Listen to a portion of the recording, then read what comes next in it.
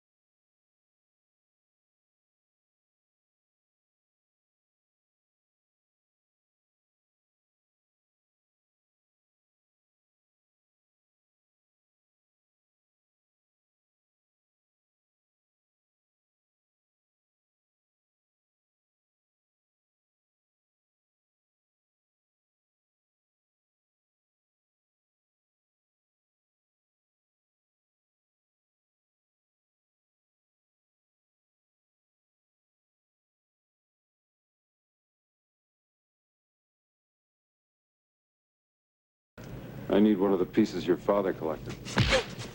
One thing about your Marion Ravenwood, obviously Indiana Jones needs a heroine, but it would have been too cliched for her to be a true damsel in distress. So you had to show some grit.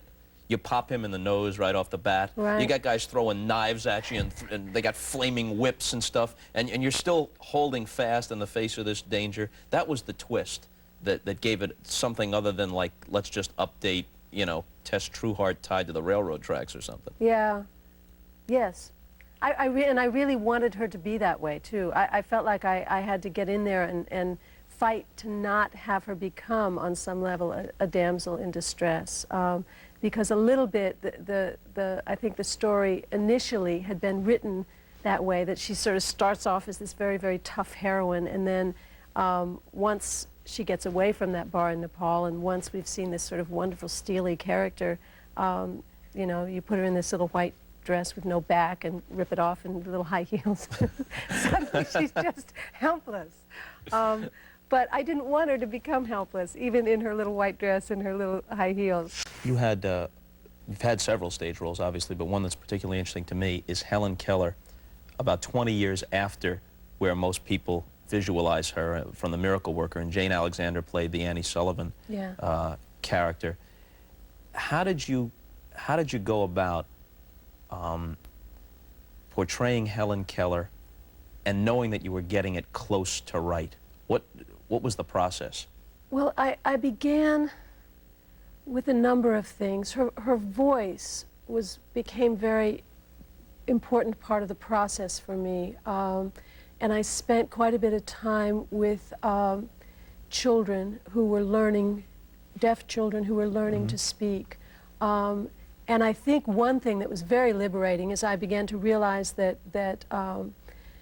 there is no deaf voice, that each child and each adult had their own specific problems in terms of learning to speak, and that Helen did too. And then I began to listen to a lot of recordings of her voice, and I got a lot of the tapes, films of her.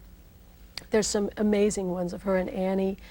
They were on a vaudeville circuit for a while, which most people don't know. She and Annie hit the road really to make a living and went on a vaudeville circuit, and they would explain how Annie had taught Helen to speak. What I had to do also had a little bit of creative or theatrical license, which is Helen's voice was very difficult to understand, and Annie very often would translate for Helen. But I, of course, because it was a play, had to improve her voice enough that the audience could understand what I was saying. How did you teach yourself not to focus?